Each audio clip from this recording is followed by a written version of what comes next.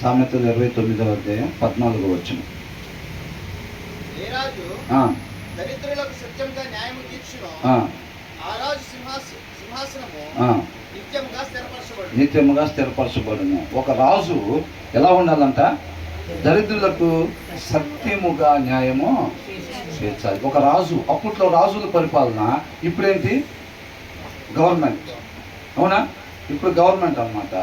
ఏం చేయాలంట? ఎవరికి అక్కడ అండర్లైన్ చేశారు శుభ్రంగా, దరిద్రులకు అండగా ఉండాలి. దరిద్రులు అంటే ఎవరు? ఎక్కడ ఇంటర్వ్యూకి పోయినా సరే ఉద్యోగం రాలేదండి అనబడే వల్ల ఈ అదృష్టం దరిద్రం అని అంటారు చూసారండి. లోకంలో అది కాదు. దరిద్రులు అని అంటే పేదవాళ్ళు అని అర్థం. అవునండి. కాబట్టి పేదవాళ్ళకి అండగా ఉండాలన్నమాట ఎప్పుడు కూడా. నా రాజ్యంలో ఇంకా మిగతా వాళ్ళు ఎలా ఉన్నారు? తినటానికి లేకుండా, కట్టుకోవటానికి లేకుండా, ఉండటానికి లేకుండా, వర్షాలు పడితే, ఎండలు పడితే ఉండటానికి లేకుండా ఎంతమంది ఉన్నారు? అందుకని గవర్నమెంట్ ఎప్పుడు కూడా ఏమంటారు? ఉచిత ఇల్లు పేదలకి, ఉచిత ఇల్లు, బియ్యం, లేకపోతే ఏదన్నా కూరగాయలు వండుకోవటానికి పప్పు, బెల్లం, ఇలాంటి పంచదార ఇలాంటివి ఇస్తూ ఉంటారు అన్నమాట. ఎందుకంటే పేదలకి, అందరికీ కాదు. కాకపోతే కొంతమంది కారు ఉంచుకొని మాకు కారు లేదండి, కేజీ బియ్యం కోసం, కిలో బెల్లం కోసం ఏం చేస్తారు? కారు లేదండి. దేన్ని బాగొట్టుకుంటారు? నిత్య జీవాన్ని బాగొట్టుకుంటారు అన్నమాట. కేజీ బెల్లం కోసం ఏం బాగొట్టుకుంటారు?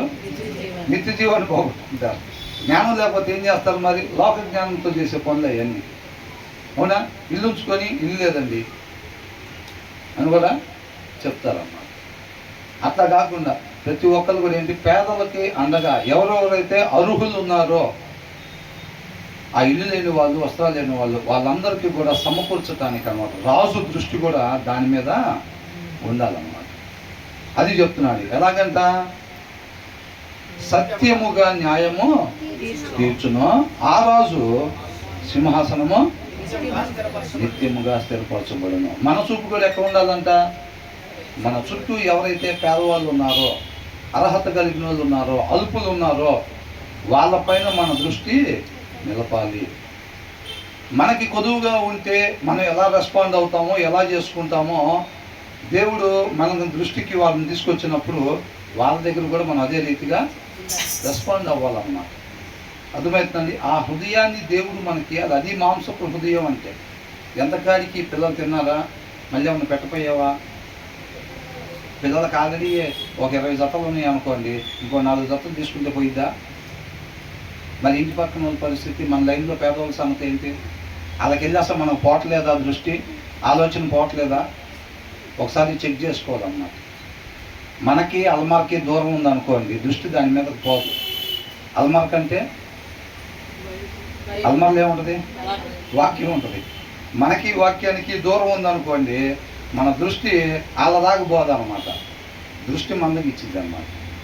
దృష్టి బాగుందంటే మన చుట్టూ అల్పులు ఎవరైతే ఉన్నారో, అవసరతలు ఎవరైతే ఉన్నారో వాళ్ళని మనం ఖచ్చితంగా చూసుకుంటా, మనం చేయగలిగింది ఏదైతే ఉందో వారికి తప్పక సహాయం చేసే వారంగా ఉండాలండి. యాకోబు రాసిన పత్రికలో ఏమనుంది? 2వ అధ్యాయంలో ప్రార్థన చేస్తాం. గదా మీరు అనుకుంటున్నారా? మేము ప్రతిరోజు ప్రార్థన చేస్తాం. మా కాలనీలో పేదవాళ్ళు ఎవరైతే ఉన్నారో ప్రభువా, వాళ్ళందరినీ పాదాలు చెంతవచ్చు. కేవలం ప్రార్థనేనా? క్రియలు లేని విశ్వాసం ఏంటంట? మృతమైందంట. ఆ దినానంట ఒక సహోదరికి కావచ్చు, ఒక సహోదరుడికి కావచ్చు, దిగంబరులుగా ఉండి కట్టుకోవడానికి వస్త్రాలు లేకుండా, ఆ పూటకు తినడానికి తిండి లేకుండా ఉంటే సమాధానంగా వెళ్ళండి, తృప్తి పడండి, చలి కాచుకోండి అని చెప్తే ఉపయోగం ఏముందని అంటున్నారు. అర్థమవుతుందండి? వాళ్ళు ఎలాగ తృప్తి పడతారు? ఎలాగ చలి కాచుకుంటారు? వాళ్ళు దిగంబరులు ఉన్నారంట. మన వస్త్రాలు ఏదన్నా ఇవ్వకపోతే వాళ్ళకి ఎలాగ వేడగలిగిద్ది? ఆ పూట తినడానికి లేదంట, మనం తినడానికి ఇవ్వకపోతే వాళ్ళకి ఎలాగ తృప్తి కలిగిద్ది? అవునా? కాబట్టి మేము, మా దగ్గర అయితే బీరోలో చాలా డబ్బులు ఉన్నాయండి, అకౌంట్లో కూడా డబ్బులు ఉన్నాయి, మేము మాత్రం ప్రార్థన వడికి చేస్తాం. ప్రార్థన ఇష్టం ఏంటంట? క్రియ. మనకి డబ్బులు మన దగ్గర నుంచి తీసి, మన చేతుల కష్టం, డబ్బులు తీసి వాళ్ళకి ఇవ్వాలంటే బలం కావాలి. ఏ బలం? వాక్య బలం, ఆత్మీయ బలం కావాలి. అది దేవుని దగ్గర నుంచి వచ్చేదన్నమాట. ఊరికి అనుకుంటే అవదండి. అనుకునేది వేరు. మనకు చాలామందికి ఎదురవుతూనే ఉంటుంది. ఏమని? వాక్యం ఉన్నప్పుడు మనం కూడా అట్లా ఉండాలి, నిజంగా కొంతమంది సహాయం చేయాలి అని అనుకుంటాం. కానీ వాళ్ళు ఎదురుపడినప్పుడు రూపాయి కూడా తీయం. ఎందుకని? బలం లేదు అక్కడ. బలం సరిపోట్లా, అనుకుంటున్నాంలే కానీ చెయ్యి జోబు దగ్గరికి వెళ్ళి తీసి మన చేతుల కష్టం వాళ్ళకి ఇయ్యాలని అంటే బలం కావాలి. ఆయన గుణలక్షణం అది. ఆయనలో నాటబడితేనే కానీ ఆ గుణలక్షణం మనలోనికి రాదు, ఆ బలం మనకి రాదు. అది గొప్ప భాగ్యం అన్నమాట. అలా సహాయం చేయటం అనేది గొప్ప భాగ్యం, అవునా? కాబట్టి మనం కాంప్రమైజ్ లేకుండా, లోకంలో కొంత ఆత్మీయంగా కొంత కాకుండా ప్రత్యేకింపబడిన గుంపులాగా మన నోవాహు ఎలా కనపడ్డాడంట ఆ దినాల్లో? నీతిమంతుడుగా. అంతమందిలో అంట నోవాహు నీతిమంతుడిగా కనపడ్డాడు. మన జనరేషన్లో మనం కూడా అలా కనపడాలి. సెమీ క్రిస్టియన్స్ లాగా సగం లోకం సగం ఆత్మీయత, అలా కాకుండా మనం ప్యూర్ క్రిస్టియన్స్గా మనం జీవించే వారంగా ఉండాలి. అర్థమవుతుందండి? కాబట్టి వాక్యాన్ని చక్కగా చదవాలి. ఇక్కడ ఒక రాజు దరిద్రులకు సత్యముగా న్యాయము తీర్చును, ఆ రాజు సింహాసనం నిత్యముగా ఎక్కడ స్థిరపరచబడేది? మనం ఇక్కడికి ఒకరికి సహాయం చేసామనుకోండి, ఒకరికి కట్టుకోవడానికి వస్త్రాలు ఇచ్చామంటే దానికి తగ్గ ఫలం ఎక్కడ ఉంటుంది? మనకు రేపు 2 జతలు ఇస్తారా? కొంతమంది చెప్పినట్టు బయట ఏం చెప్తారు? మీరు దశంభాగం తీస్తే మీకు 90% భాగం మళ్ళీ వెనక్కి దేవుడు రెట్టింపుగా ఇస్తాడు. ఇక్కడ ఇస్తారా? అట్లా ఇచ్చేటట్టయితే మిగతా కన్నా మనం దశంభాగాలు బాగానే ఇస్తారుగా. మరి మన క్రిస్టియన్స్ ఎక్కడ ఉండాలి? ఇప్పటికి టిఫిన్లు భోజనాలు అంతా ఏరోప్లేన్లోనే జరుగుతూ ఉండాలి. మనం ఎందుకు మరి నెలకు కలుసుకొని ఉన్నాం? మనం ఇక్కడ ఏదైతే సహాయం చేస్తామో బహుమానాన్ని దేవుడు అక్కడ సిద్ధపాటు చేస్తాడు. మనం చూపు ఎంత కాడికి అక్కడ ఉండాలన్నమాట, దాని మీద ఉండాలి. ఈ లోకంలో ఏదో చేద్దాం అనేది కాకుండా. కాబట్టి మనం ఏం చేయాలంట? ప్రతి ఒక్కళ్ళం కూడా సత్యముగా న్యాయముగా మనం ప్రవర్తించే వారం ఉండాలి. అందరూ ఆయన చేతులతో నిర్మించుకున్నారు కాబట్టి ప్రతి ఒక్కరికి కూడా అన్నీ ఉండాలి. కాబట్టి మన వల్లే మన పొరుగు వారిని ప్రేమించే వారంగా మనం ఉండాలి. అలా ఉన్నట్లయితే కనుక మనం నిత్యం ఆయనతో పాటు ఉండే వారంగా ఉంటాము అని అంటున్నారు. తర్వాత ఏంటంటే 15వ వచనంలో ఏం కలుగు చేస్తాయంట? ఏ జ్ఞానం? ఆత్మీయ జ్ఞానాన్ని కలుగు చేస్తాయి అన్నమాట, లోక జ్ఞానం కాదండి. లోక జ్ఞానం కావాలంటే వాక్యం చదువుకొని ఉంటే చాలు.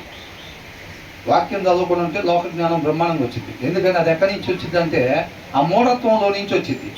వాక్యం చదవకపోతే ప్రతి ఒక్కరి హృదయంలో ఏముంటుంది? ఆ మూఢత్వం ఉంటుంది. కాబట్టి దాంట్లో నుంచి వచ్చే గుణలక్షణం అన్నమాట. అవతలోడు మోసం చేసే లోపలే మనం మోసం చేస్తాం. అర్థమైందండి? 2 పార్ట్నర్స్ ఉంటారు, వాడు మోసం చేసే లోపలే మనమే మోసం చేసామనుకోండి, డబ్బులన్నీ మనకి మిగిలిపోతాయి. అట్లా ఎంతమంది లేరు? 2 పార్ట్నర్స్ కలిసి బిజినెస్ పెట్టి పక్కన మోసం చేసి బాగా డబ్బులు సంపాదిస్తాడు, వాడేమో రోడ్డున పడతాడు. లోక జ్ఞానం అదే. వాడు ఆ మోసం చేసే లోపలే వీళ్ళు మోసం చేస్తారనమాట. అది లోక జ్ఞానం. కాబట్టి ఇక్కడ ఏ జ్ఞానం వచ్చిందంట? దేవుని జ్ఞానము వచ్చింది. దేనికి తీసుకుంటాం చెప్పండి? బెత్తం దేనికి తీసుకుంటారు? సరి చేయటానికి, డిసిప్లిన్ నేర్పించడానికి తీసుకుంటారు, అవునా? బయట ఇప్పుడు ఫిజికల్గా బెత్తం తీసుకునేది ఎందుకు? ఒక మాస్టర్ కావచ్చు, లేదా ఇంట్లో పేరెంట్స్ కావచ్చు, దేనికి తీసుకుంటారు? డిసిప్లిన్ చేయటానికి, సరి చేయటం కోసం, క్రమశిక్షణ కోసం తీసుకుంటారు అన్నమాట. అంటే ఇక్కడ దేవుడి జ్ఞానం రావాలంటే కూడా బెత్తాలు తీసుకోవాల్సిందేనా తప్పనిసరిగా? అంటే క్రైస్తవులు మొత్తం కూడా బెత్తాలు తీసుకొని సిటీలో తిరిగితే అందరికీ జ్ఞానం నేర్పచ్చేమో అనుకుంటే అలా కాదండి. మనకేంటి పరిమాణం అని అంటే వాక్యం పరిమాణం. వాక్యాన్ని ఎక్కడైతే డీవియేట్ అవుతున్నారో పిల్లలు దాన్ని సరి చేయటం, అది ఇన్స్ట్రక్షన్ ద్వారా కావచ్చు, అంటే బోధ ద్వారా అన్నమాట. ఒక మనిషి ఇలా ఉండాలమ్మా, వాక్యంలో ఇలా ఉంది, వాక్యం మనిషి ఉండాల్సిన విధానము, అవునా? కాబట్టి వాక్యంలో ఇలా ఉంది, నువ్వు అలా మాట్లాడకూడదు అని చెప్పి సరి చేసేదే కరెక్షన్ అన్నమాట. దానికి మెటఫోర్గా ఈ స్టిక్ అనేది వాడారు. అర్థమవుతుందండి? కాకపోతే దాంట్లో అంటే అలా అంటే స్టిక్ వాడకూడదా అని అంటే వాడచ్చు. ఆ పరిస్థితిని, ఆ తీవ్రత వచ్చినప్పుడు, అవునండి. ఎవరికంట దెబ్బలు? సింపుల్గా కాదు, ఎవరైతే మూర్ఖుడిగా ఉంటారో. మూర్ఖుడికి ఏంటంటే నోటి మాట చెప్పినా కానీ అవ్వదు. కాబట్టి ఆయనకి ఏం చేయాలి? ఇంజక్షన్ పడిద్ది అనమాట. ఆయన ట్యాబ్లెట్లతో పని అవ్వదు. అట్లాంటి ప్లేస్లోనే తప్ప ప్రతిదానికి ఇంజక్షన్ చేయకూడదు, అవునా కదా? కాబట్టి కరెక్షన్ చేయాలన్నమాట. కరెక్షన్ చేసినప్పుడు దేవుడి జ్ఞానం వచ్చింది. ఫస్ట్ ఆఫ్ ఆల్ అలా కరెక్షన్ చేయాలని అంటే పేరెంట్స్లో దేవుని వాక్యం ఉండాలి, బాగా నాటబడాలి. అది పేరెంట్స్లో బాగా చక్కగా టైంని కుదుర్చుకొని చక్కగా దేవుని వాక్యం శ్రద్ధ కలిగి చదవాలన్నమాట. శ్రద్ధ కలిగి చదవాలి. పిల్లలు ఉన్న తల్లిదండ్రులు కావచ్చు, మిగతా వాళ్ళు కావచ్చు, ఎవరైనా సరే ఏం చేయాలి? శ్రద్ధ కలిగి దేవుని వాక్యం చదవాలి. చదువుతున్నట్లయితే కనుక మనకి ఆ వాక్యం అనేది ఫస్ట్ మనలో ఉంటుంది. ఏది స్ట్రైట్ లైన్ అనేది మనకు తెలిసింది ఫస్ట్. అప్పుడు దాన్ని బట్టి పిల్లలు ఎక్కడ దానికి డీవియేట్ అవుతున్నారు, ప్రవర్తనలో కావచ్చు, ఆలోచనలో కావచ్చు, మాటలో కావచ్చు, ఎక్కడ దానికి డీవియేట్ అవుతున్నారో, ఉండకూడని రీతికి ఎక్కడైతే ఉంటున్నారో అక్కడ మనం సరి చేయటాన్ని వాళ్ళు కూర్చోబెట్టి కౌన్సిలింగ్ ఇవ్వచ్చు, ఉపదేశం చేయవచ్చు, బోధ కావచ్చు, హెచ్చరిక కావచ్చు, గద్దింపు, ఇలాంటివన్నీ కూడా సరి చేసే దాంట్లో పద్ధతి అనమాట. అలా చేసినప్పుడు ఏమొచ్చిందంట? దేవుడి జ్ఞానం వచ్చింది అని అంటున్నాడు. బెత్తమును గద్దింపును జ్ఞానము కలుగజేయును. తన తల్లికి అవమానాన్ని తెచ్చింది. తల్లి అంత కేర్ తీసుకునేదండి అసలు పిల్లల పట్ల, అవునా? తండ్రి అంత కాడికి డబ్బులు తీసుకొచ్చే పని చూస్తూ ఉంటాడు. తల్లి ఏం చేసింది? కేర్ తీసుకుంటూ ఉండేది, అవునా? అలాగా ఈయనకు సరి చేయకపోతే ఏమైందంట? But a child left to himself. తనకు తానుగా వదిలేసామనుకోండి పిల్లోడిని, వాడే చూసుకుంటాడులే, వాడికే వచ్చులే అని చెప్పి వాళ్ళకి వదిలేసామనుకో, వాళ్ళకి ఏది అనిపిస్తే దాని ప్రకారం వాళ్ళు నడుచుకుంటారన్నమాట. అర్థమవుతుందండి? నేను చిన్నప్పుడు, నేను మా తమ్ముడు చిన్నపిల్లలప్పుడు మాకు తెలిసేది కాదు, అంటే మాకనే కదండి, ఎవరికైనా చిన్నపిల్లలప్పుడు తెలియదు కదా. చాకు ఒకటి తీసుకొని అది మొడ్డుకత్తి అనమాట. అంటే షార్ప్గా లేదు, అది కొంచెం బండగా ఉంది. బండగా ఉంటే మా తమ్ముడిని పడుకోబెట్టేసి ఆ పొట్ట దగ్గర ఎట్లా అనేసేస్తున్నా తెలియక. నాకు నత్తుంది కదండి, కొంచెం నత్తుంది. మా పేరెంట్స్ వాళ్ళు ఏదో పనిలో ఉన్నారు, మేము ఆడుకుంటూ ఉంటాం కదా ఇద్దరం. అట్లా ఆడుకుంటూ ఉంటే ఆటలో భాగంగా మనకేం తెలుసు, అట్లా చేస్తే ఇట్లా ఇద్దని తెలియదు కదా. వాడిని అట్లా పెట్టి ఆ చాకుతో ఇట్లా అంటున్నాం. అదేమో మొడ్డుకత్తి దాకా అనమాట. పాతకాలంలో ఉంటాయి కదా, చాలా ఇంట్లో 3-4 అవి ఉంటాయి, షార్ప్గా పనిచేసేవి 1-2 ఉంటాయి. ఆ మొడ్డుకత్తితో ఇట్లా అంటూ ఉంటే మా అమ్మ పని చేసుకుంటా సడన్గా చూసి అదే ఏం చేస్తున్నావురా అని చెప్పి పరిగెత్తుకుంటూ వస్తే కోసేసా అని అంటున్నా. అది మొడ్డుకత్తి కాబట్టి తెగలేదు, అంతేనా? అది ఒకవేళ షార్ప్గా ఉంటే అది మొడ్డుది కదా, తెగదన్న ఉద్దేశంతో కాదు నేను అంటుంది, నాకు తెలియక అంటున్నా. అది మామూలుదైనా ఆ టైంలో అంతే అనుండేవాడిని, అవునా? అంటే పిల్లలకి తెలిసిందా తెలియదాన్ని? తెలీదు. కాబట్టి ఇక్కడ ఏమంటున్నారు? But a child left to himself. తల్లిదండ్రులు సరి చేయకుండా పిల్లల్ని వదిలిపెట్టేస్తే ఏమైపోతారంట? Brings shame to his mother. తన తల్లికి అవమానం తెచ్చేటట్టుగా. తల్లిదండ్రులు ఎప్పుడు సంతోషంగా ఉంటారంట? వాళ్ళ పిల్లలు దేవుని వాక్యాన్ని అనుసరిస్తున్నారు అని తెలిసినప్పుడు ఆ తల్లిదండ్రులకి నిజమైన సంతోషం. ఎవరికి? ఆత్మీయ తల్లిదండ్రులకి. లోక తల్లిదండ్రులకైతే ఏముంటుంది? మీ అబ్బాయికి ఉద్యోగం వచ్చిందండి, మీ అబ్బాయికి ప్రమోషన్ వచ్చిందండి, ఇప్పుడు 1,00,000 చేసాం జీతం, అవునా? మీ అబ్బాయికి మా అమ్మాయిని ఇద్దాం అనుకుంటున్నామండి. ఇట్లాంటప్పుడు అలాగే సంతోషం, ఆ తల్లిదండ్రులకి సంతోషం కలిగిద్ది అనమాట. ఆత్మీయ తల్లిదండ్రులకి ఎప్పుడు కలిగిద్ది? తన పిల్లలు ఎప్పుడైతే వాక్యాన్ని అనుసరిస్తున్నారో, అంటే ఉండాల్సిన రీతిగా వ్యక్తులు ఎప్పుడైతే ఉంటున్నారో, దానివల్ల రేపు రోజున తండ్రి దగ్గరికి ఆ పిల్లలు చేరుకుంటారు, తండ్రితో పాటు యుగాలు ఉంటారన్నమాట. ఆ సంతోషంతో నింపబడతారన్నమాట. ఆ ఆనందం ఉంటుంది ఆ తల్లికి కావచ్చు, తండ్రికి కావచ్చు, అవునా? ఇక్కడ ఎప్పుడైతే వాళ్ళని డిసిప్లిన్ చేయకుండా ప్రతినిత్యం మన హృదయంలో దేవుని వాక్యం ఉండి తల్లిదండ్రుల్లో ఆ పిల్లల్ని వాక్యం నుంచి ఎక్కడైతే డీవియేట్ అవుతున్నాడో అక్కడ సరి చేస్తూ ఉండాలన్నమాట. పిల్లల్ని నిత్యం గమనించుకుంటూ ఉండాలి. వాడికి ఒక ట్యాబ్ ఇచ్చేసి, లేకపోతే వాడికి ఒక ఫోన్ ఇచ్చేసి, లేదా ఏదో ఒకటి ఇచ్చేసి వాడిని సపరేట్ రూమ్లో పెట్టేసి వాడు ఏం చేస్తున్నాడో చెక్ చేసుకోకుండా మన దారిని మనం ఉంటే పిల్లలు ఏం చూస్తారు? ఏవి పడతాయి, వాడికి ఏది అనిపిస్తే అవి చూస్తూ ఉంటాడు. లోకంలో అనేకం డబ్బుల కోసం వెరైటీగా యూట్యూబ్లో డబ్బులు కావాలి, అందరు చేసినట్టుగా మంచి వీడియోలు చేస్తే ఎవరు చూస్తారా? వెరైటీగా ఏదన్నా చేయాలా? వెరైటీగా చేస్తే లైక్లు ఎక్కువ వస్తాయి, అవునా? ఆ వెరైటీల పిల్లలు చూసినప్పుడు ఏమవుతుందంటే ఒకదాన్ని చూడగానే ఇంకో కింద అనేక వెరైటీలు రెడీ అయిపోతాయి. అవి పైకి అనగానే దానికి సంబంధించిన వెరైటీ వెరైటీ వెరైటీ వెరైటీ వెళ్ళిపోతాం. కాబట్టి పిల్లల్ని అట్లా వదిలిపెట్టేసేయకుండా పిల్లల్ని నిత్యం కూడా గమనించుకుంటూ ఉండాలి. వాళ్ళు ఏం ఆలోచించుకుంటున్నారు, ఎలాగుంటున్నారు, ఎలా ప్రవర్తిస్తున్నారు, వాళ్ళ మాట తీరు ఎలాగుంది, వాళ్ళ విధి విధానాలు ఎట్లాగున్నాయి అని చెప్పి ఖచ్చితంగా పిల్లల్ని గమనించుకుంటూ ఉండాలి. వాళ్ళు లైన్ ప్రకారంగా వెళ్తున్నారా లేదా, ఎదుగుతున్నారా లేదా అనేది చూసుకోవాలి మనం. అర్థమవుతుందండి? కేవలం శరీరానికి సంబంధించింది పెట్టామనుకోండి, ఆత్మీయతకు వదిలిపెడితే మాత్రం నెంబర్ 1 మూర్ఖుడిని తయారు చేసి సొసైటీలో వదిలిపెట్టినట్టే. నువ్వు 3 పూటలు పెట్టాల్సింది 5 పూటలు పెట్టి లోక ప్రేమతో వాళ్ళకి ఆత్మీయత గురించి దాని బైబిల్ చదివేవా, ప్రార్థన చేసుకోమ్మా అని చెప్పి అది చెక్ చేసుకోకుండా వదిలిపెడితే మాత్రం గారాబం చేసేవాళ్ళు ఎట్లా తయారవుతారంట? అవునా? గారాబం చేసేవాళ్ళు ఏమైపోతారు? ఇదే గారాబం అంటే. But child left to himself, తనకు తాను వదిలిపెట్టాడు. అది ఎందుకులే, ఏమనంటే బాధపడతారు పిల్లలు, ఏమనంటే బాధపడతారు. ఒక దెబ్బ వేసామంటే నొప్పి పుట్టింది పాపం, వాళ్ళకి నొప్పి పుట్టింది. మనకి ఎప్పుడు అదంతా లోక ప్రేమగా ఉండేది ఎప్పుడు? మన ఆత్మీయంగా లేకపోతే, ఆత్మీయ బలం మనలో లేకపోతే పిల్లల్ని సరి చేయలేం. ఆ బలం తల్లిదండ్రుల్లో ఉండదు. అర్థమవుతుందండి? కాబట్టి మనం వాక్యం చక్కగా ధ్యానించాలి. శ్రద్ధ పెట్టి తల్లిదండ్రులు ఆ వాక్యాన్ని ధ్యానించుకొని ఆ వాక్య పరిమాణంగా పెట్టుకొని పిల్లలు ఎక్కడ డీవియేట్ అవుతున్నారు, ఇంకా ఎలాగ వృద్ధి చెందాలి వాక్యంలో, ఆయనలో ఎలా నాటపడాలి, మన వైపు చూసేది కాకుండా ఆయన వైపే చూడాలి. అర్థమవుతుందండి? తల్లిదండ్రుల మాదిరి కాదండి, క్రీస్తు మాదిరి కలిగి ఉండాలన్నమాట. అలాగా కలిగి జీవించేటట్టుగా మనం వాళ్ళని సరిచేసే వాళ్ళంగా ఉన్నట్లయితే కనుక వాళ్ళకి ఏమొచ్చిందంటే అప్పుడు దేవుని జ్ఞానం వచ్చింది.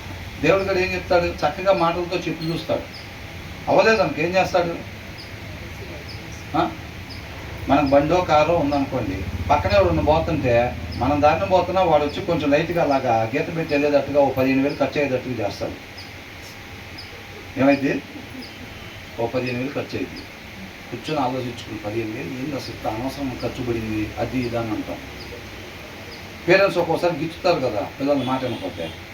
ఒకేసారి దెబ్బ కొట్టుకుంటే ఏం చేస్తారు? ఫస్ట్ మాట చెప్తారు, వినకపోతే తర్వాత గిచ్చుతారు, తర్వాత దెబ్బ. అదే గిచ్చినట్టు అన్నమాట దేవుడు. అయినా వినకపోతే ఏమైంది? జనరల్ వాడికి కామనేగా జనరల్ వాడికి తీసుకెళ్తారు. అర్థమవుతుందా? ఏసయ్యా పాస్టర్ గారు బైబిల్ ఒకటి తీసుకురండి అంటారు. అప్పుడు కానీ మనకి అప్పుడు దేవుడు గుర్తురాడు, ఎవడు గుర్తురాడు, ఇక నేనేగా మొత్తాన్ని సృష్టించిందనే లెక్కలో ఉంటుంది వ్యవహారం. ఎప్పుడైతే ఆయన దెబ్బ కొట్టిన తర్వాత అమ్మో నన్ను ఒక ఆయన సృష్టించాడు, ఆయన ఉన్నాడు, మర్చిపోయాను, నేను ఆయన మాట ప్రకారం కదా జీవించాలని న్యాయాధిపతులు ఎట్లా తెలుసుకున్నారో అప్పుడు అట్లా తెలుసుకొని మంచం మీద పడుకొని కాలు పైకి లేపి కట్టిన తర్వాత చేతులతో ఎట్టు పెట్టుకొని బైబిల్ చదువుతూ ఉంటారు. ఎట్టు పెట్టుకొని బైబిల్ చదువుతారు. ఇంటికాడ బాగున్నప్పుడు, కాలు చేతులు బాగున్నప్పుడు చదవమంటేనేమో కుదరదు. కాలు మీద కాలు వేసుకొని మంచాల మీద పడుకొని ఫోన్లు. ఇప్పుడు ఆ ఫోన్ ప్లేస్లో ఏమొచ్చింది? ఎప్పుడు వచ్చింది? జనరల్ వార్డుకి వెళ్తే తప్ప రాలా. జనరల్ వార్డుకి వెళ్ళి ఆ 20-25 బెడ్లకి ఒకటే బాత్రూమ్ ఇస్తారు చూడండి. ఆ నడవలేక కుట్టుకుంటూ పోయి ఆ బాత్రూమ్ కాడికి వెళ్ళి వచ్చి ఆ ప్లేసు సిచ్యువేషను డాక్టర్ గారిని అడుగుతుంటే ఇప్పుడే చెప్పలేమమ్మా ఏ సంగతి టెన్షన్ పెడుతుంటే అప్పుడు కానీ యా ఏసే అమ్మలేదు నాన్నలేదు, ఇంకా ఏసే పర్వాలేదమ్మా డిశ్చార్జ్ చేస్తున్నాం అంటే బాయ్ ఏసే. Run for Jesus. ఎప్పుడు హాస్పిటల్కి వెళ్ళేటప్పుడు రన్ అవే ఫ్రమ్ జీసస్ అనేది తర్వాత. అంతేనా కదా? అట్లాగ అయిపోతున్నారు అన్నమాట. మనం ఏదో నవ్వుకోవటానికి కాదండి, మనం సరి చేసుకోకపోతే మాత్రం దేవుడి జ్ఞానం రాదు. వాక్యం అనే అర్థం దేవుడి కృపను బట్టి మన ముందు ఉంచాడు కాబట్టి చక్కగా శ్రద్ధ పెట్టి ఆ వాక్యాన్ని చదివినట్లయితే కనుక మనం ఎలాగుండాలి, ఎలాగుండకూడదు, పిల్లల్ని ఎలాగ పెంచాలి అనేది మనం చక్కగా నేర్చుకొని మనం ఒక ఋతులాగా అసలు మరి ఆ దినాలు ఎప్పుడు వస్తాయా అండి? నేను అన్నం వస్తాయా రావు మరి నా చెవులతో నేను వింటానో లేదో మరి అవన్నీ. అత్తగారు కోడలను పట్టుకొని కుమారి అని పిలిచే రోజులు. అత్తగారి దగ్గర ఆస్తి ఏమి లేకపోయినా సరే, ఆమె ఏమి చేసి పెట్టే బలం లేకపోయినా సరే, ఆమె ఎక్కడుంటే నేను కూడా అక్కడే ఉంటానని కోడలో ఏదో కోరుకొని కాకుండా. నయోమి దగ్గర ఏముందని రూతు వెళ్ళిందండి. ఆస్తి ఏమైనా ఉందా? ఆ ఇంటికైతే నాకు ఇచ్చింది వాళ్ళు కాదు రేపైనా. కొంతమంది ఏం చేస్తారు, చివరి రోజులు వాళ్ళకి ఎవరు లేరంటే ఎవరిని చూసుకుంటే వాళ్ళ పేరు మీద రాసి ఇచ్చేస్తారు ఇల్లు. కాబట్టి చుట్టాలు పోటీలు పడుతూ ఉంటారు లాస్ట్లో. ఇంకా అటో ఇటో ఉంది అనగానే అసలు రాగి జావులో ఒకళ్ళు రాగి జావ, ఇంకొకళ్ళేమో మరి ఇవన్నీ తీసుకుని వస్తూ ఉంటారు. పొద్దున్నే పెద్దమ్మాయి వచ్చిందమ్మా, రాగి జావ తీసుకొచ్చింది. వచ్చింది ఇన్ని రోజులు ఏడకపోయిందన్న అనుకుంటుంది. తర్వాత రేపు పొద్దున వెళ్ళినప్పుడు సాయంత్రం చిన్నమ్మాయి వచ్చిందమ్మా, బ్రెడ్ తీసుకొచ్చింది, పాలు తీసుకొచ్చింది. వచ్చింది ఇన్ని రోజులు ఎక్కడ పోయింది అసలు, అది కూడా ఇంటి కాపలా కాసుకుంటుంది అనుకుంటారు. అవునా? మరి అట్లాగా నయోమి దగ్గర ఏముందని రూత్ అట్లాగ వెళ్ళింది. వాళ్ళకి ఇంకొక 2 పిల్లలు ఉన్నారు, వాళ్ళని ఇచ్చి చేసి ఇద్దిలే అని చెప్పి వెళ్ళిందా? మరి ఆస్తి ఉందని చెప్పి వెళ్ళిందా? మరి ఎందుకు వెళ్ళింది? ఏముందని వెళ్ళింది? నేను ఉండాలి ఆమెతో పాటు, నేను కాకుండా ఇంకెవరున్నారు ఆమెకి ఇప్పుడు? ఆమె పెద్ద వయసు అవునా? ఆమె సరిగ్గా నడవలేదు, ఆమెకు ఖచ్చితంగా ఆధారం అవసరం. దానివల్ల నా వయసు పోయిద్ది, నా జీవితం ముగింపుకి వెళ్ళిద్ది, అక్కడే సరిపోయిద్ది, ఇంకా నేను ఆమెకు సేవ చేసుకునేసరికే అని తెలిసినా కానీ ఆమె ఏమిటి వెళ్ళింది. నీ జనమే నా జనం. వాళ్ళు ఎవరో నాకు తెలియదు. వాళ్ళు నన్ను ప్రేమిస్తారో ద్వేషిస్తారో, నన్ను కలుపుకుంటారో లేదో కూడా నీ జనం నాకు తెలీదు. వాళ్ళు నన్ను ప్రేమిస్తారో లేదో తెలియకపోయినా సరే నీ జనం దగ్గరికి నేను కూడా వస్తా. అసలు మీ ఇల్లు అక్కడ ఎంత ఉందో నాకు తెలియదు, నీకు అసలు అక్కడ ఇల్లు ఉందో లేదో తెలియదు. నువ్వు అక్కడ చెట్టు కింద ఉంటావో లేదా ఎక్కడ ఉంటావో తెలియదు. నువ్వు ఎక్కడ ఉంటే నేను కూడా అక్కడే ఉంటా. నీ దేవుడే అనేది. మరి ఈ రోజుల్లో కనపడుతున్నారు అట్లాగా, చర్చిల్లో జనం కనపడుతున్నారండి నిండుగా అయితే. అసలు ఇప్పుడు చర్చికి ఎంతమంది అయితే జనం వెళ్తున్నారో అంతమంది అత్తల్లో కోడళ్ళ దగ్గరే ఉండగలిగితే కనుక ఇది చాలండి, లోకం మొత్తం వెలిగించబడింది. ఇప్పుడు చర్చికి వెళ్ళే వాళ్ళ వరకు ఎవరైతే ఉన్నారో భర్త అయినా సరే వాళ్ళ భార్య తాలూకా తల్లిదండ్రుల్ని వీళ్ళ తల్లిదండ్రులను చూసుకున్నట్టుగా 1% కూడా తేడా లేకుండా ఎప్పుడైతే చూడగలుగుతాడో ఇప్పుడు చర్చికి వెళ్ళే జనం చాలు. ఇక కొత్తగా రక్షణ పొందుకొని వచ్చి వాళ్ళందరూ కూడా పని లేదు. ఇప్పుడు వెళ్ళే వాళ్ళు చాలు. ఈ లోకం మొత్తం కూడా సత్యంతో నింపబట్టాలి. అర్థమవుతుంది? చక్కగా పాటలు పాడుకుంటాం, ప్రతి వారం ప్రతిరోజు మనం 10 పాటలు పాడుకుంటాం, ప్రార్థన చేసుకుంటాం. కానీ అత్తగారు మాత్రం బయటే. కొంతమంది అత్తగారు వాళ్ళు కోడలు మాత్రం ఆమె నవ్వుతే మాత్రం కుదరదు. అత్తగారికి కోడలు నవ్వుకుంటా తిరిగితే కుదరదు, ఏదో ఒకటి అనాల్సిందే. అది వయసును బట్టి కాకుండా నేనే ఇక్కడ అనేది ఉంటుంది. అంటే సరిగా అంత మించి మాట్లాడితే బాగుండదులేండి. చెప్తున్నా, మనం ఇప్పుడు సరి చేసుకోవాలా లేదా? వాక్యం కేవలం చదవటం వరకు వినటం వరకే కాదండి, మనం అనుసరించాల్సిన బాధ్యత ఉంది. ఈ అండర్లైన్ ప్లేసుల్లో మనం చాలా జాగ్రత్తగా మాదిరిని కనపరిచే వారంగా ఉండాలి. ఇప్పుడు నేను ఉన్నానండి, నాకు మ్యారేజ్ అయింది, నాకు అత్తమామలు ఉన్నారు కదా, వాళ్ళ విషయం లోకం జనరల్గా ఎక్కడ పడిపోతుంది, లోకల్ ఏ విషయంలో మనం మాదిరిగా ఎక్కువ కనపరచాల్సిన అవసరం ఉంది, ఆ ప్లేస్లో అండర్లైన్ చేసుకొని మనం ఖచ్చితంగా ఆ ప్లేస్లో మనం జాగ్రత్త కలిగి ఉండాలి. అనేక మంది క్రైస్తవులని చెప్పుకుంటా ఏ ప్లేస్లో అయితే బలహీనంగా ఉన్నారో ఆ ప్లేస్లో నేను ఖచ్చితంగా మాదిరిని కనపరచాలని చెప్పి మనం డిసైడ్ అయ్యి ఆయన పాదాల చెంత దాన్ని పెట్టేవారంగా ఉండాలన్న. ఆ మాదిరిని మార్చాలంతే. మన ముందు తరం నుంచి ఇప్పుడు కాదుగా బ్రదర్, ఎప్పటి నుంచి మా తాతల దగ్గర నుంచి జరిగేది అంతే. సూర్యకాంతం సినిమాలు వేసి వేసి వేసి వేసి వేసి సీరియల్లో కూడా ఏం చేశారు, సీరియల్ పేరే అత్తా కోడలంట. అంటే వాళ్ళు ఎన్ని ఎపిసోడ్లు నడిపితే అన్ని ఎపిసోడ్లు వాళ్ళిద్దరు కలవకుండా చూస్తారు. వాళ్ళిద్దరు కలిసేది ఎప్పుడంటే లాస్ట్ ఎపిసోడ్లోనే. 400 ఎపిసోడ్లు అయితే 399 ఎపిసోడ్లు ఏముంటుంది, ఇద్దరు గొడవే. ఆ పొలాలు పెట్టే కార్యక్రమే చూపుతూ ఉంటారు. ఇదేని వంట గింత మొత్తం అయిపోయింది, కొద్దిసేపు రిలాక్స్ అయిద్దామని పెడతారు. టీవీ పెట్టగానే ఏమైంది, నీ కంటితో దేన్ని చూస్తున్నావో నీకే తెలియకుండా అది నీ హృదయంలోనికి ప్రవేశించి ప్రభావితం చేసిద్ది. అర్థమవుతుందండి? ఖచ్చితంగా నీ కంటితో దేన్ని చూస్తున్నావు. అందుకనే చెప్పుడు మాటలు వినొద్దు అంటారు. ఇప్పుడు ఎవరైతే హృదయంలో వాక్యం లేనోళ్ళు వాళ్ళ దగ్గర నువ్వు ఉండబాక అని ఎందుకు అంటున్నారంటే, వాడు మూర్ఖత్వంలో నుంచి వచ్చే మాట మాట్లాడతాడు.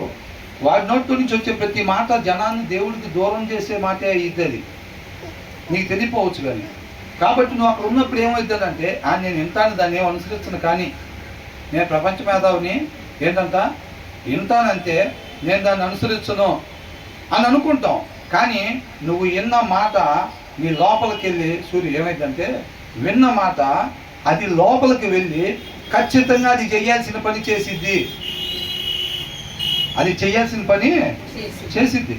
నువ్వేదైతే చూస్తాను జస్ట్ సీరియల్ చూస్తానండి అంతే, దాన్ని తీసుకొని లోపలికి. నీ వల్ల నా వల్ల అయ్యే పని కదా ఆపటం. అర్థమైందండి? కాబట్టి వలలో కాదు అట్లా పెడతానండి, నేనేం ఇరుక్కోను అని నువ్వేం ప్రత్యేకంగా ఇరుక్కోవాల్సిన అవసరం లేదు. అక్కడ అనుకోవాల్సిన అవసరం ఏం లేదు. నువ్వు కాలు పెట్టినప్పుడు ఆటోమేటిక్ ఇరుక్కుంటావు. ఇరుక్కుందామని వెళ్తున్నామని ఏం చెప్పవసరం లేదు. అవునా కదా? కాబట్టి నువ్వు ఎప్పుడైతే అది చూస్తావో ఆటోమేటిక్గా అది మీ లోపలికి ప్రవేశించింది, అది ప్రభావితం చేసిద్ది అన్నమాట. దానివల్ల ఆ జీవితాలు బాగొట్టుకునే వాళ్ళు, కుటుంబాలు బాగొట్టుకునే వాళ్ళు ఎంతోమంది ఉంటారు. అర్థమవుతుందండి? ఎంటర్టైన్మెంట్ పేరుతో కొంతమంది డబ్బులు వసూలు చేసుకోవటం, మనం కూడా ఎంటర్టైన్మెంట్ కొన్ని సినిమాలు చూసి సీరియల్ అందుకనే చూడొద్దు అంటారు సినిమాలు.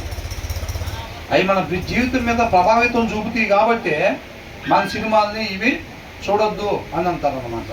మనం ఈ లోకానికి వెలుగుగా ఉప్పుగా ఉండాల్సిన వాళ్ళం కాబట్టి మనం చక్కగా చూడాల్సిన వాటిని మాత్రమే మనం చూడాలి, శ్రద్ధ నిలపాల్సిన వాటి మీదే నిలిపేవారంగా ఉండాలన్నమాట.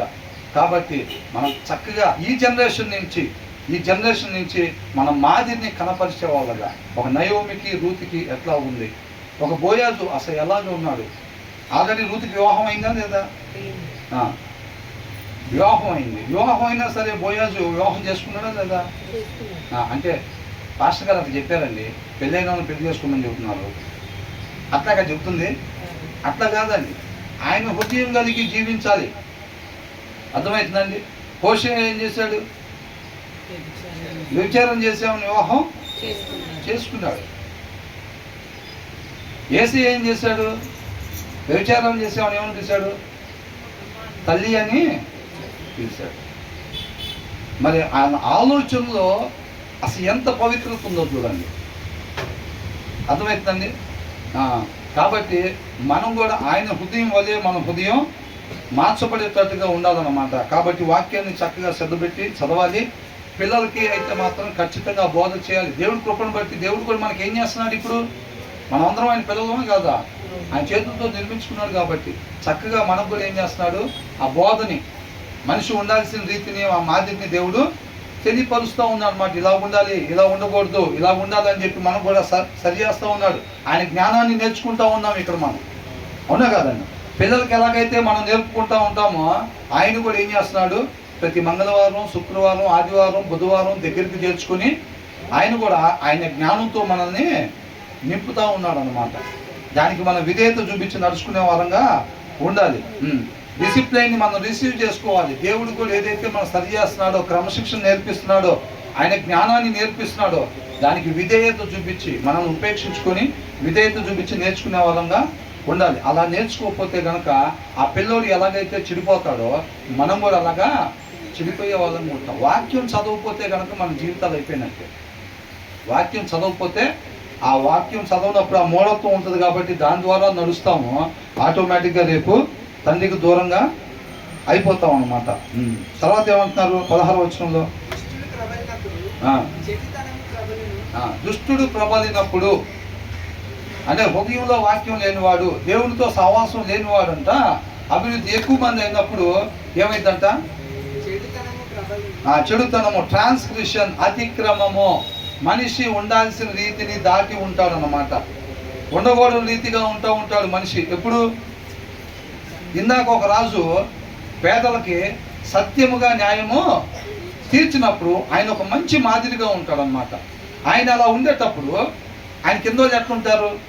ఇప్పుడు ముఖ్యమంత్రి గారు మనం అలా చేయకూడదు, దేంట్లో కూడా అన్యాయం చేయొద్దు, లంచాలు తీసుకోకూడదు, పేదవాళ్ళు ఎవరైతే ఉన్నారో ఖచ్చితంగా వాళ్ళని ఐడెంటిఫై చేయండి. మన అధికారంలో ఎవరెవరైతే ఉన్నారో, అర్హులుగా ఉన్నారో వాళ్ళని ఖచ్చితంగా ఐడెంటిఫై చేయండి, లిస్టు తయారు చేయండి. ఇల్లులు ఇచ్చే విషయంలో కావచ్చు, రేషన్ ఇచ్చే విషయంలో కావచ్చు, లేకపోతే వస్త్రాలు ఇచ్చే విషయంలో కావచ్చు, ఏదైనా సరే పర్ఫెక్ట్ లిస్టు తయారు చేయండి. వాళ్ళందరికీ కూడా మనం లంచాలు లేకుండా, దోపిడీ లేకుండా దాంట్లో న్యాయంగా వాళ్ళకి ఇద్దామని అనుకున్నప్పుడు ముఖ్యమంత్రి గారు ఎప్పుడైతే మినిస్టర్ కాన్ఫరెన్స్ పెట్టి చెప్పినప్పుడు మినిస్టర్లు ఏం నేర్చుకుంటారు? అవునా? చెప్పటం అంటే ఊరకనే మనోళ్ళు స్ట్రీట్ గాస్పల్ చెప్పినట్టుగా చెప్పుకుంటూ పోవటం కాదండి. మన క్రియ మన స్పీచ్ కన్నా బిగ్గరగా వినపడిద్దంట అవతలకి.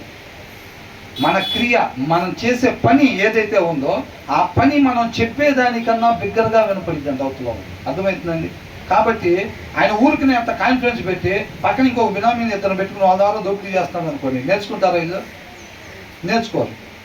ఈయన ఎప్పుడైతే ట్రాన్స్పరెంట్గా నిజంగా అట్లాగా నీతిగా న్యాయంగా ఉంటున్నాడో మినిస్టర్లు కూడా ఎట్లా అవుతారు? న్యాయంగా ఇవ్వాలి. మనం కూడా అట్లా ఉండాలి. సార్ ఏదైతే చెప్పారో ఆ ఉద్దేశ ప్రకారంగా మనం నడుచుకోవాలని అంటారు. వాళ్ళు కూడా ఎమ్మెల్యేల మీటింగ్ పెట్టినప్పుడు ఏం చెప్తారు? ఖచ్చితంగా ట్రాన్స్పరెన్సీగా జరగాలి. ఈ లిస్టు ఏదైతే ఉందో ఆ లిస్టు మొత్తానికి చేరుకోవాలి. ఆ ఇల్లులు కావచ్చు, ఆ సరుకులు కావచ్చు, ఏదైనా అక్కడ ఇచ్చే ఏదైతే రోడ్లు వేయమన్నారో, డ్రైనేజ్ వేయమన్నారో, ఆ పేదల ఇళ్ళ మధ్యలో గవర్నమెంట్ చేసే ఇల్లు రోడ్లు ఏదైతే ఉన్నాయో ఖచ్చితంగా క్వాలిటీ నిర్మాణం జరగాలి అని చెప్పి అలా చెప్పినప్పుడు వాళ్ళు కూడా కింద అధికారులకు అదే చెప్తారు. అదంతా ఒక మంచి మాదిరిని కనపరిచిద్ది అనమాట. అవునా? ఇక్కడ ఏంటంట, దుర్మార్గుడు ఎప్పుడైతే నాయకుడిగా ఉంటాడో అక్కడ ఏమైందంట, వాళ్ళు సెంట్రల్ గవర్నమెంట్ నుంచి ఫండ్ వచ్చింది కదా, సెంట్రల్ గవర్నమెంట్ నుంచి ఒక 500 కోట్లు డబ్బులు రాగానే ముఖ్యమంత్రి వాటా 150 కోట్లు. ఏంటంట, ఇక ముఖ్యమంత్రి వాటా ఇప్పుడు సెంట్రల్ గవర్నమెంట్ రిలీజ్ చేసిందంటే ఖచ్చితమైన లెక్కలు వాళ్ళకి ఎప్పుడైతే సమర్పించినప్పుడు ప్రతి ఇంటికి ఎంత అవసరమో అంత సెంట్రల్ గవర్నమెంట్ రిలీజ్ చేస్తారు. మరి అలా రిలీజ్ చేసేటప్పుడు 150 కోట్లు ఎక్కడి నుంచి నొక్కుతారు ఇంకా? అంటే ఖచ్చితంగా ఎవరో కొంతమందికి అన్యాయం చేస్తారు, అంతే. దాంట్లో డౌటే లేదు. అది రోడ్లు వేసే దగ్గర అయితే క్వాలిటీ విషయంలో కావచ్చు, రేషన్ అయితే ఆ టైంలో ఎవరైతే ఊరు వెళ్ళి తర్వాత రోజు వస్తారు లేదమ్మా నిన్నటి వరకే. ఎంతమంది ఉంటారు అట్లా? కార్డులో అక్షరాలు తప్పుండి కొద్దిగా అట్లుండి ఎట్లుండి ఏదైనా కుదరదమ్మా, ఇది సరి చేసుకున్నా నెక్స్ట్ మంత్ నుంచి ఇస్తారు మీకు అంటారు. అది సరి చేసుకొచ్చేందుకు 3 నెలలు పట్టింది. ఆ 3 నెలల్లో స్వాహ. అవునా? ఆయన వాటా 150 కోట్లు అన్నప్పుడు ఒరే ఆయన 150 తీసుకున్నారు సారు, మనం కనీసం 30 అన్న తీసుకోకపోతే ఎట్లా అనుకుంటారు? మినిస్టర్ గారు ఒక 30, ఎమ్మెల్యే దగ్గరికి వచ్చేసరికి 10 కోట్లు.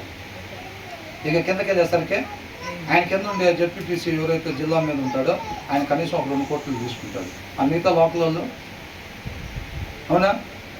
కాబట్టి ఈయన ఒక 30 లక్షలు, ఆయన ఒక 30,000, ఈ లోకల్ గల్లీలో ఊడుస్తారు చూసారు వేసిన తర్వాత ఆయన ఒక 3,000 మొత్తం సెట్ చేసుకొని నాశనకంగా శుభ్రంగా 3 సంవత్సరాలు ఉండాల్సింది 3 నెలల్లో రోడ్డు మీద గుంటలు పడేటట్టుగా ఏర్పాటు చేస్తారు.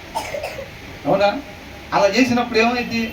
ఆ పైన ఆయన అట్లా చేయటం, పైన అంటే దేవుడు కాదండి, ఆ పైన ఉండే రాజుగా ఉండే ఆయన 150 కోట్లు తీసుకున్నారు. సెంట్రల్ గవర్నమెంట్ నుంచి వచ్చినప్పుడు ఈ స్టేట్ గవర్నమెంట్ లీడర్గా ఉండే అతను ఎప్పుడైతే అక్కడ అన్యాయంగా ఉంటాడో, అధర్మంగా ఉంటాడో, దాన్ని బట్టి కింద వాళ్ళు ఏం చేస్తారు? వాళ్ళు కూడా అంతే అవుతారు. వాళ్ళు కూడా అంతే అవుతారు. అప్పుడు ఏమైపోతుంది? దుర్మార్గులు ఎప్పుడైతే ఇంక్రీజ్ అవుతారో అతిక్రమం కూడా పెరిగిపోతూ ఉండిద్ది అన్నమాట. అర్థమవుతుందండి? ఈ రోజుల్లో ఎవడురా అని అంటారు, ఒరే నాకన్నా ముందు చేరావా లేదా? 3 స్టేజ్లు డాబా కట్టా, 2 సంవత్సరాలు అవుతుంది నేను చేరి ఉద్యోగంలో. మనం గట్టిగా అయితే ఇంకో 15 ఏళ్ళు ఉంటాం, లేదా ఒక 20 ఏళ్ళు ఉంటాం. ఈ 20 ఏళ్ళలోనే లాక్కోవాలి ఏదైనా. నిమ్మకాయ రసం పిండినట్టుగా జనాన్ని పిండుకోవాలంట. అవసరం అని ఎవడైతే వస్తాడో వాడి కాడ అన్ని కాగితాలు ఉంటాయి, అయినా మనం చేయకూడదు. చేయకుండా వాడు ఎప్పుడైతే అర్థం చేసుకొని ఒరే అట్లా కాదు సార్, కొద్ది సార్ పని అవ్వట్లేదు సార్, 3 వారాలు నేను తిరుగుతున్నానంటే 30 వారాలు తిరిగిన అట్లా అవ్వదండి.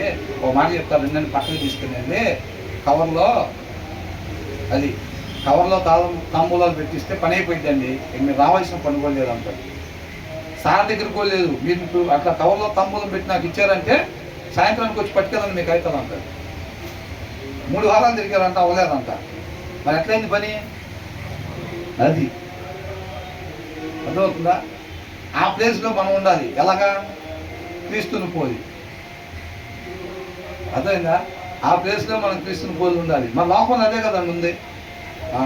మనం అట్లాగా దానికి కావాలంటే ఆత్మీయ బలం ఉండాలన్నమాట. ఆత్మీయ బలం ఉండాలి. కాబట్టి ఎక్కడైతే దుర్మార్గులు పెరుగుతూ ఉంటారో అక్కడ అతిక్రమము పెరిగిపోతాడు. ఒకరిని చూసి ఒకరు తయారైపోతాడు. కొంతమంది నిజంగా సేవ చేద్దాం అనుకుంటారు. నేను ఒక టైంలో కొద్దిగా బిజినెస్ చేస్తా, కొద్దిగా ఫామ్లో ఉన్నప్పుడు మా రిలేటివ్స్లో ఒక రాజకీయ నాయకుడు కొద్దిగా పలుకుబడి ఉన్న వ్యక్తి మా కుటుంబంలో ఒక ఆమెను వివాహం చేసుకోవడం జరిగింది. ఆ టైంలో నేను కొద్దిగా ఫామ్లో ఉన్నా. ఈ లోకల్ మా కాలనీలో లీడర్గా అయిపోవాలంటే ఒక 10 లక్షలు ఖర్చు పెడితే అయిపోయింది పని. ఆ టైంలో నేను కొద్దిగా దానికి అర్హుడిగా ఉన్నాను అనమాట. అప్పుడు నాకు వచ్చిన ఆలోచన ఏముంది, మిగతా వాళ్ళు 20 బ్యానర్లు కడితే మనం 40 కట్టాలి. అంతేగా, జనాలు ఏం చూస్తారండి. ఇప్పుడు ఇక్కడ ఎవరో నిలబడ్డారండి ఈ కాలనీలో, అందరూ పోయేదాన్ని ఇదేగా. ఈ వంతెన దగ్గర నుంచి అక్కడ దాకా, ఇటు నుంచి అటు పోయేదాకా ఆయన 20 అడుగులకు ఒక బ్యానర్ కట్టాడు అనుకోండి, 10 అడుగులది. మనం ఏం చేయాలి? 10 అడుగులకు ఒకటి కట్టాలి, 20 అడుగులు.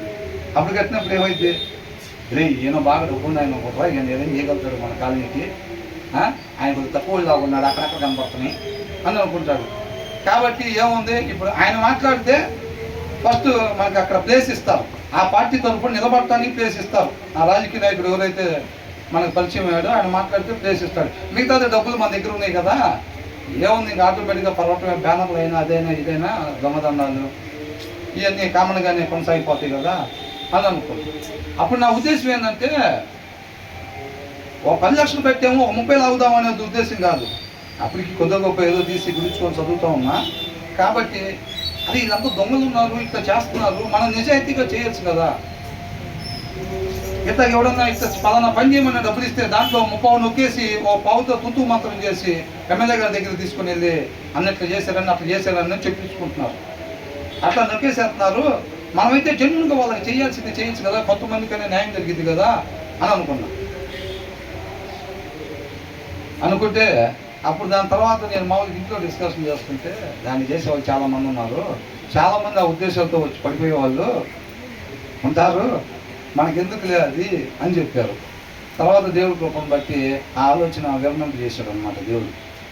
అర్థమవుతుందండి. చాలామంది జెన్యున్గా చేద్దాము, సేవ చేద్దాము, జనాలకి మేం చేద్దాం. దొంగలు ఉన్నారు నిజంగానే బయట.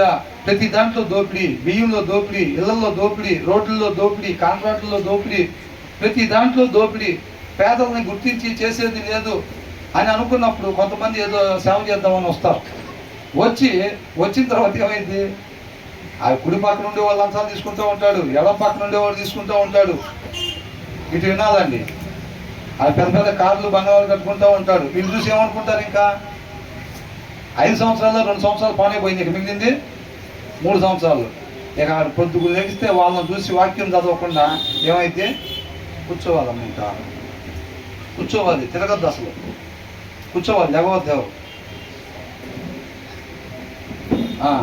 కాబట్టి ఏం చేస్తారు, ఇంక తర్వాత వీళ్ళు కూడా దోపిడీ మొదలు పెడతారు. వచ్చినప్పుడు ఎట్లా వచ్చాడు, నిజాయితీగా చెయ్యాలి, వీళ్ళు సరిగ్గా చేయట్లేదు ఇప్పుడున్న వాళ్ళు, నేను నిజాయితీగా చేయాలని చెప్పి వచ్చాడు. వచ్చిన తర్వాత ఎట్లా అయిపోయారు వీళ్ళందరూ, వాళ్ళు 20 దోసుకుంటే వీళ్ళు 30 దోసుకునే వాళ్ళలాగా తయారైపోయారు అన్నమాట. అర్థమవుతుందండి. మా ఆఫీస్లో కూడా ఒక ఎంప్లాయీ వచ్చాడు, బాబు కొత్తగా జెన్యున్గా, బాబు నువ్వు కరెక్ట్గా ఉండాలి, దాన్ని బట్టి మీ కుటుంబం జాగ్రత్తగా మేము చూసుకుంటాము, ప్రమోషన్స్ ఇస్తాం, అది ఇది అంటే సరే అని. అక్కడ ఆల్రెడీ ఒక ఆయన చెడిపోయినాను అన్నాడు. ఒక ఆయన చెడిపోయినాను దోపిడీ. ఈయన ఏం చేశారంటే ఆయన్ని ఉండటానికి చూడలేదని ఆయనతో పాటు రూమ్లో పెట్టారు ఆయన్ని. ఇప్పుడు మనిషికి ఒక రూము, మనిషికి ఒక ఇల్లు తీసుకోలేరు కదా. సరే ఆయన ఎట్లాగా కంపెనీ తరఫున ఉంటున్నాడని చెప్పి ఈయన తీసుకుని వెళ్ళి ఆయనతో పాటు ఇంట్లో పెట్టారు. పెట్టగానే నీకు ఆయన, బాబు కొత్తగా వచ్చావా, ఇక్కడ ఏదో నిజాయితీ కొంచెం ఎరగదిద్దాం అనుకుంటే ఏం మిగలదు, ఎట్టుండాల్సిన ఇల్లు అత్తగా ఉంటుంది, అవకాశం ఉన్నప్పుడే సద్వినియోగం చేసుకోవాలి. ఇక్కడ నువ్వు నిజాయితీగా చేసిన ఇక్కడ గుర్తించేవాడు ఎవరు లేడు, ఎక్కడ అవకాశం ఉంటే అక్కడ బాగు చేసుకోని అన్నాడు. అది చెప్పేటప్పుడు వాడి మైండ్లో నాటబడింది. అది ఆ రోజు నుంచి మొదలు పెట్టాడు. ఇంకా ఎక్కడ అవకాశం దొరికితే అక్కడ నొక్కటమే. 20 రూపాయలు ఏదని చెప్తే 10 రూపాయలు అని చెప్పటం, 20 రూపాయలు బిల్లు రాయించుకొచ్చి కంపెనీలో పెట్టడం. 20 రూపాయల దగ్గర కూడా వదిలిపెట్టేది లేదనమాట. అదే 20,000 దగ్గర చేస్తే పోయింది, 2,000 దగ్గర చేస్తే పోయింది కాదు, 20 రూపాయల దగ్గర కూడా ఇంకా వదిలిపెడతలేదు అనమాట. అట్లా అయిపోయారు. ఎప్పుడైతే ఈ దుష్టులు హృదయంలో వాక్యం లేని వాళ్ళు పెరిగిపోతూ ఉంటారో, వాక్యం చదవని వాళ్ళు పెరిగిపోతూ ఉంటారో, ఏం పెరిగిద్దంట, అతిక్రమము పెరిగిపోతూ ఉండిద్ది అన్నమాట. వేరే అన్యులది కాదండి తప్పు, ఉండాల్సిన వాళ్ళు ఉండాల్సిన రీతిగా ఉండకపోవటం తప్పు అక్కడ. అవునా? ఇప్పుడు ఇక్కడ స్ట్రీట్ లైట్ ఉందండి, ఆ పక్కన చెట్టు ఉంది, ఆ పక్కన చెట్టు ఉంది. ఇప్పుడు అక్కడ చీకట్లో వెలుగునియాల్సింది ఏది? అది ఇక్కడ వెలుగు లేకుండా చేసిందిరా ఈ చెట్టు, అది దాని అంటామా? అక్కడ వెలుగు చెట్టు ఇవ్వాలా, లేకపోతే ఆ పక్కన ఇంకోటి ఉంటే అది ఇవ్వాలా, లేకపోతే ఆ స్ట్రీట్ లైట్ ఇవ్వాలా? స్ట్రీట్ లైట్ వెలుగు ఇవ్వాలి అక్కడ. మనం వాక్యం చదవకపోతే జరిగే నష్టం అన్నమాట. అర్థమవుతుందండి? మనం వాక్యం చదవకపోవటం వల్ల నేను చేసే ఆఫీసులో కావచ్చు, మీరుండే ప్రదేశాల్లో కావచ్చు, ప్రతి చోట ఆ సత్యం అనే వెలుగు లేకుండా పోయిందన్నమాట. మనకి నాలుగు పక్కన లంచాలు తీసుకునే వాళ్ళే కనపడతారు. ఎందుకంటే మనం ఉండేది లోకంలో. నాలుగు పక్కల లంచాలు తీసుకునే వాళ్ళు ఉన్నా, నువ్వు నేను దేవుళ్ళో బలంగా నాటబడి లేకపోతే, ప్రతిరోజు శ్రద్ధ పెట్టి వాక్యం చదవకపోతే, వాళ్ళ మధ్యలో నిజాయితీగా బ్రతకటం అనేది కష్టము. వాళ్ళు రకరకాల చూపులు చూస్తూ ఉంటారు. వీళ్ళు ఆ బెంచ్లో ఉండే వాళ్ళని తేడాగా చూస్తూ ఉంటారు, వాళ్ళు ఏదైనా తేడాగా చూస్తూ ఉంటారు. ఇటువైపు ఉన్న వాళ్ళు కూడా అంతే ఉంటారు. ఎందుకంటే మనం ఉండేది లోకంలో. ఆ ప్లేస్లో మనం ఎలా ఉండాలి? పరిశుద్ధమైన చూపు కలిగి ఉండాలి, మంచి ప్రవర్తన కలిగి ఉండాలి. మరి పొద్దు లెగిస్తే ఆఫీస్కి పోతే ఇటు పక్కన పరిస్థితి అట్లా ఉంటే, ఇంటి దగ్గర చూస్తే పరిస్థితి అలాగుంటే, లేదంటే మనం పొలం పనికి వెళ్ళామంటే పొలం పని దగ్గర పక్కన వాళ్ళు అట్లా ఉంటే, ఆ ప్లేస్లో మనం పర్ఫెక్ట్గా జీవించాలని అంటే మరి ఎంత బలం కావాలి మనకి? ఎంత బలం కావాలండి? దాని ఆ వాక్యంలో మనం నాటబడి లేకపోతే, ప్రతిరోజు శ్రద్ధ పెట్టి వాక్యం చదవకపోతే జరిగే నష్టం, నువ్వు రెండో రోజు పడిపోతావు కానీ నాలుగో రోజు ఖచ్చితంగా పడిపోతావు. రెండో రోజు పడిపోయినా నాలుగో రోజు పడిపోతాం. ఏ రోజైతే, అది ఎప్పుడు స్టార్ట్ అయింది అనుకుంటున్నారు? ఏ రోజైతే మనం వాక్యం శ్రద్ధ పెట్టి చదవటం ఆపేసామో ఆ రోజే స్టార్ట్ అయింది విత్తనం అక్కడ. ఆ రోజే నువ్వు నేను బలహీనపడటం మొదలైపోయింది అనమాట. కాకపోతే దాని రిజల్ట్ బయటికి తెలిసేసరికి టైం పట్టింది. ఇప్పుడు విత్తనం వేస్తాం, ఎమ్మడే మొలక కనపడిద్దా? కనపడదుగా. నువ్వు నేను శ్రద్ధ పెట్టి వాక్యం చదవటం ఎప్పుడైతే ఆపేస్తామో అప్పుడే విత్తనం పడినట్టే. దాని రిజల్ట్ తెలిసేసరికి టైం పట్టింది. అర్థమవుతుందండి? కాబట్టి ప్రతి దినము కూడా శ్రద్ధ పెట్టి వాక్యం చదవండి. హృదయంలో దేవుని వాక్యం లేకపోతే కనుక మనం మూర్ఖుల వల్లే ఉంటాము. అది కేవలం మనకు మాత్రమే నష్టం కాదు, మన ద్వారా సొసైటీకి ఎంతో నష్టం. మనం వెలుగుని ప్రకాశింపజేయాల్సిన మనం ఏం చేస్తాం? చీకటిని ప్రకాశింపజేస్తాం. అర్థమవుతుందండి? మన జీవితం ద్వారా మన సువార్తను ప్రకటించే వారంగా ఉండాలి. మనం అన్యులకి పలానా అధ్యాయం పలానా వచ్చిన ఎట్లా ఉన్నట్టు వాళ్ళు వింటారా? ఎవడు మా బైబుల్ చదవడానికి వింటారా? నువ్వు చెప్పడానికి వాళ్ళు వినడానికి ఇష్టపడరు. అట్లాగా నీ క్రియల ద్వారా సువార్త చెప్పాలి నువ్వు వాళ్ళకి ఆ ప్లేస్లో. మిగతా వాళ్ళకి ఏదో గబక్కన అవసరం పడింది ఆఫీస్లో, నీకు అవసరం పడితే నువ్వు ఎలాగా ఇంటెన్షన్ ఫీల్ అవుతావో, వాళ్ళకి అవసరం పడినప్పుడు కూడా నువ్వు అలాగ ఎప్పుడైతే ప్రవర్తించగలుగుతావో నువ్వు వాళ్ళకి సువార్త చెప్పినట్టే. ఆ పక్కనోడు ఏమనుకుంటాడు? వాళ్ళు లోకస్తుడు కాబట్టి నాకు కాదుగా జరిగింది, మనం ఎందుకు అంత సేపు కంగారు పడేది అని అనుకుంటాడు. అవునా?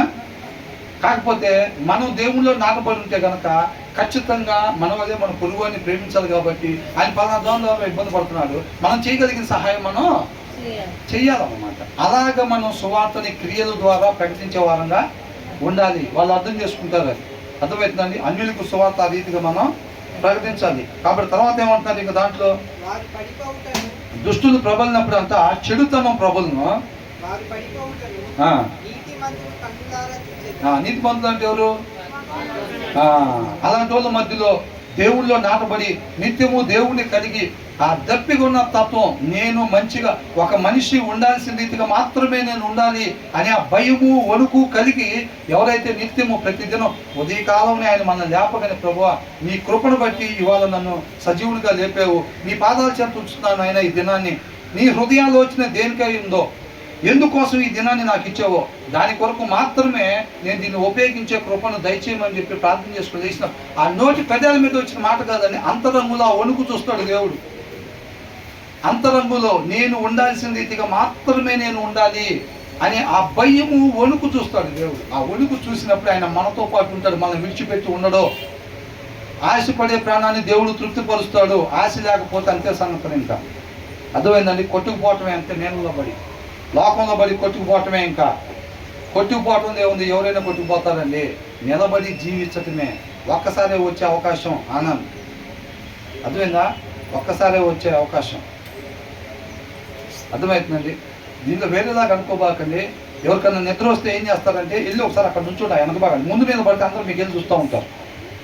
ఇదివరకు మాకు ఫస్ట్లో తెలియనప్పుడు చక్కగా దేవుని వాక్యం చెప్పబడుతుంటే మాకేదానికి నిద్ర వచ్చేది. నేను నిన్న దగ్గర కూడా ఒక అతనికి అతని కాళ్ళు నొప్పి పుట్టి నిద్ర వస్తుంటే నేను పెద్దవాళ్ళు అట్లా అనుకుంటే నిద్రపోతే పాస్టర్ గారికి ఇబ్బంది ఉందని వెళ్ళి అక్కడ నుంచున్నాడు, పక్కన నుంచొని వింటున్నాడు అనమాట. నుంచొని వింటున్న తర్వాత ఆటోమేటిక్గా కొంత నిద్ర పోయింది. కొద్దిసేపు ఆగిన తర్వాత మళ్ళీ వచ్చి కూర్చొని విన్నాడు అనమాట.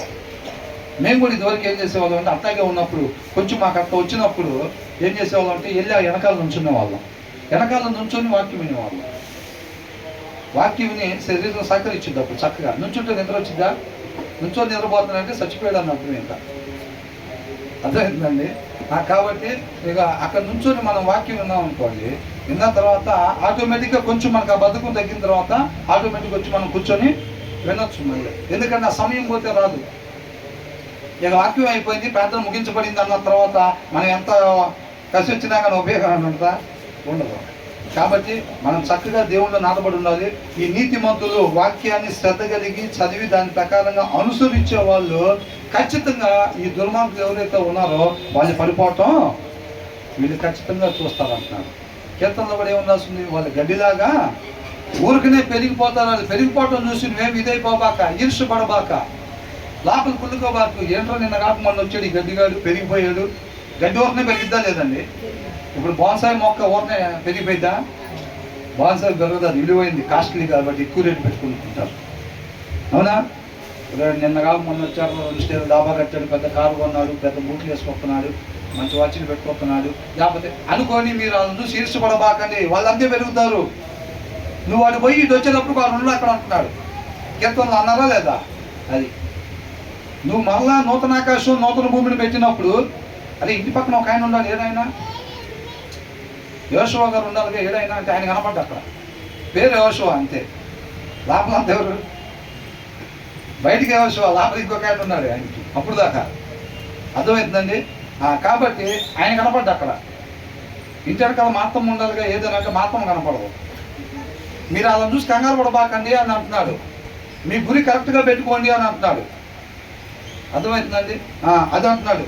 అది వాడి కమ్మగా నిన్నగా ముందు వచ్చాడు, 2 సంవత్సరాల్లో వాడు 2 స్టేట్లు వేసాడు. అది అంతే ఉంటుంది. మన నిదానం కలిగి ఆ పునాదులు కలిగిన ఆ పట్టణం వైపే చూడాలి, సత్యం వైపు చూడాలి, నిరీక్షణ కలిగి జీవించాలి. విశ్వాసి వేసే ప్రతి అడుగులో ముందున్నది కనపడకపోయినా కనపడినట్టుగా విశ్వాసం పెట్టుకొని ముందుకు సాగాలి. పరిస్థితులను బట్టి ముందుకు పోయే వాళ్ళంగా కాదు. మన ముందే ఆ 2 సంవత్సరాల క్రితం వచ్చి లంచాలు తీసుకొని పోయినోడికి ప్రమోషన్లు ఇస్తూ ఉంటారు. ఎందుకంటే ఆల్రెడీ వాళ్ళ బాసుకు కూడా ఇస్తాడు లంచం. నేను ఆల్రెడీ ట్రిప్కి ఒక 20,000 తీసుకొని వాళ్ళ బాస్కి ప్రమోషన్ తీసుకొచ్చింది అనగా ఏం చేస్తాడు? వాళ్ళ బాస్ను ప్రైవేట్గా కలిసి బయట ఒక 2 సీసాలను ఏం చేస్తాడు సరే, ఒక 2 సీసాలను ఒక 2 లక్షల కవర్లో పెట్టి బయటే జరిగిపోతాయి. తాంబూలాలు బయట మారిపోతాయి. తాంబూలాలు బయట మారిపోయిన తర్వాత ఆఫీస్లో ప్రమోషన్ లిస్టు తయారైంది. అవునా? ఆయన నీ ముందే నుంచోబెట్టి చప్పట్లు కొట్టిస్తూ ఉంటారు. ఒరేవాడు టేబుల్ కింద చేపెట్టి లంచాలు తీసుకుంటూ ఉంటాడు, ఇది చేస్తాడు. ఆడికి ప్రమోషన్ ఇచ్చారు, ఇంద్ర నాకని వెనకాల వచ్చాడు, అదంతా చూస్తూనే ఉంటాం. అంటే వాళ్ళు ఎలా పడిపోతున్నారో కూడా కనపడుతుందా లేదా మనకి? వాళ్ళు ఆత్మీయంగా వాళ్ళు వాక్యం చదవక, వాళ్ళ హృదయంలో వాక్యం లేక ఎలా దిగజారిపోతున్నారు ఆత్మీయంగా, ఎలాగ ఆత్మీయత కాకుండా పడిపోతున్నారో వీళ్ళకి కనులారా కనపడుతూనే ఉండిద్ది అనమాట. ఒక సోమరి చేను నేను దాటిరాగా నేను దాన్ని చూసి నేర్చుకున్నాను అంటున్నాడు.